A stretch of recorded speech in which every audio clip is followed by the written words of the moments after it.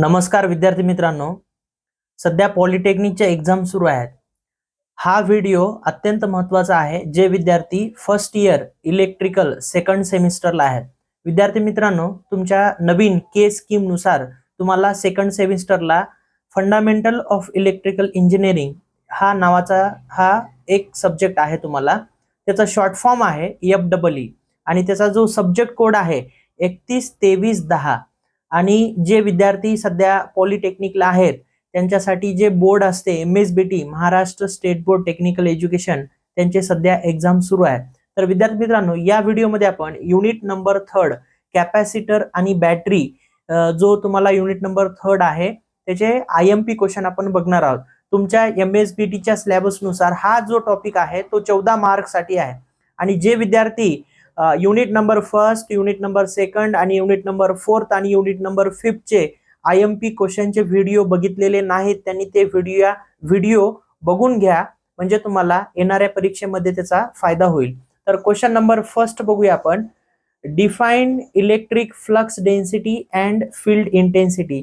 या युनिट मध्ये FEE चा जो पेपर आहे तुम्हाला थेरॉटिकल प्लस प्रॉब्लेमॅटिक असे दोन्ही टाइप मध्ये तुम्हाला पेपर आहे. पण थेअरी जास्त येते आणि प्रॉब्लेम्स कमी येतात. पण लास्टच्या चॅप्टर मध्ये जे आहेत क्वेश्चन्स किंवा तुम्हाला लास्टच्या क्वेश्चन मध्ये क्वेश्चन नंबर 5 आणि क्वेश्चन नंबर 6 त्या क्वेश्चन मध्ये प्रॉब्लेम 6 मार्काला येण्याचे चान्सेस आहेत. त्याच्यामुळं या FEE मध्ये तुम्हाला जर आउट ऑफ मार्क घ्यायचे असतील तर तुम्हाला दोन्ही करावं लागेल, थेअरी पण करावं लागेल आणि प्रॉब्लेम्स पण करावं लागतील.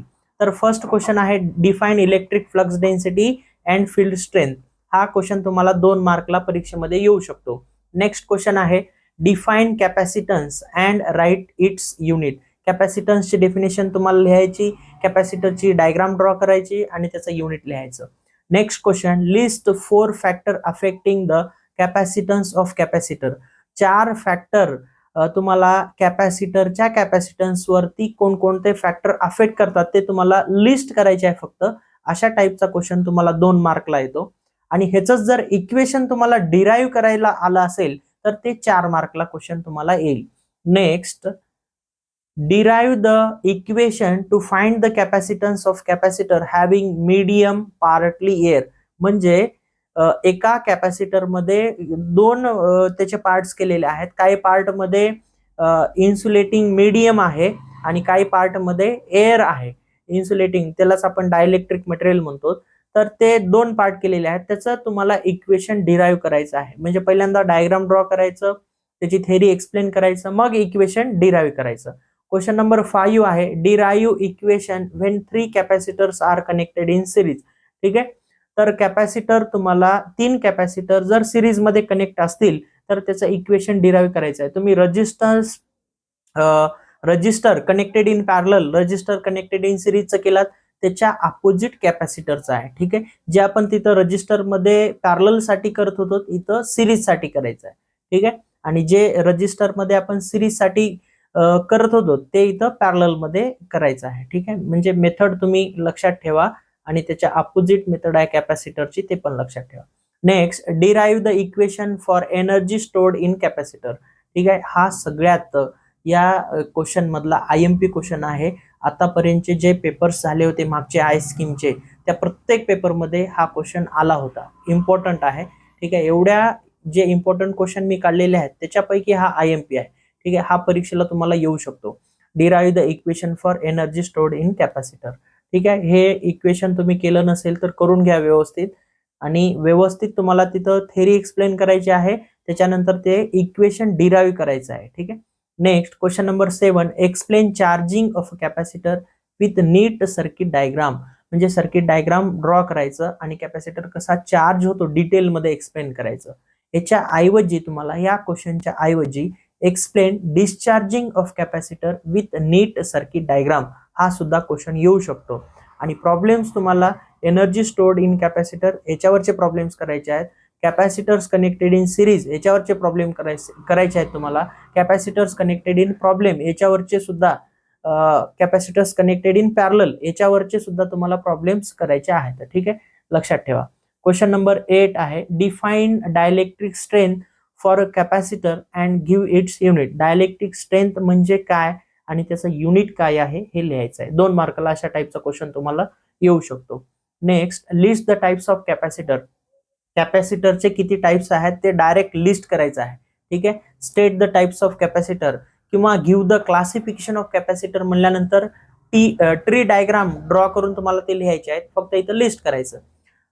Next question, explain the construction of lead acid battery. Lead acid बॅटरीचं कन्स्ट्रक्शन लिहिते वेळेस लीड ऍसिड बॅटरीचे डायग्राम काढायचं, त्याला वेल लेबलिंग म्हणजे व्यवस्थित नाव द्यायचं आणि त्याचं कन्स्ट्रक्शन एक्सप्लेन. कन्स्ट्रक्शन म्हणल्यानंतर त्याच्यामध्ये कोणकोणते पार्ट्स आहेत, ते पार्ट कशापासून बनवतो, त्या पार्ट्स काय फंक्शन आहे, याला आपण कन्स्ट्रक्शन म्हणतो. नेक्स्ट, डिफाईन सेल आणि बॅटरी. असा 2 मार्कला तुम्हाला क्वेश्चन येऊ शकतो. सेल आणि बॅटरीची डेफिनेशन तुम्हाला लिहायची आहे. Question number 12, explain the charging and discharging of lead acid battery. म्हणजे याचा ग्राफ मी तुम्हाला क्लासमध्ये शिकवलेला होता. चार्जिंग करते वेळेस कसा ग्राफ येतो किंवा डिस्चार्जिंग करते वेळेस कसा ग्राफ येतो लीड ऍसिड बॅटरीचा, तो ग्राफ ड्रॉ करायचा आणि एक्सप्लेन करायचं. ठीक आहे. ग्राफला 2 मार्क आहेत आणि एक्सप्लेन करण्यासाठी तुम्हाला 2 मार्क, 4 मार्कला क्वेश्चन आला तर, आणि 6 मार्कला जर आला क्वेश्चन हा तर ग्राफला 3 मार्क आणि एक्सप्लेनेशनला 3 मार्क असं मार्कचं डिस्ट्रीब्युशन राहणार आहे. तर हे होते अतिशय महत्वाचे युनिट नंबर 3 FEE जे की कॅपॅसिटर आणि बॅटरी हा चॅप्टर आहे. याचे टोटल तुम्हाला 12 क्वेश्चन्स मी दिलेले आहेत. याच्यापैकीच तुम्हाला पेपरला मॅक्सिमम चान्सेस आहेत याच्यापैकीच येऊ शकतात.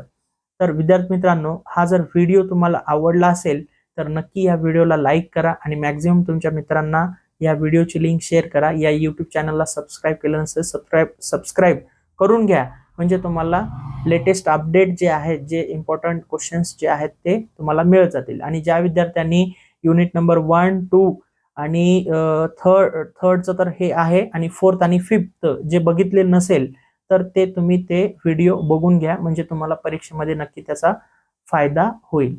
आणि काही अडचण आली असेल तर मी तर माझा नंबर दिलेला आहे, तर तुम्ही त्याच्यावरती मेसेज करा किंवा कॉल करून तुम्ही तुमचे जे काही प्रॉब्लेम्स आहेत ते विचारू शकता. तर आपण या व्हिडिओमध्ये इथंच थांबूया. पुन्हा भेटूया नेक्स्ट व्हिडिओमध्ये. जय हिंद, जय महाराष्ट्र.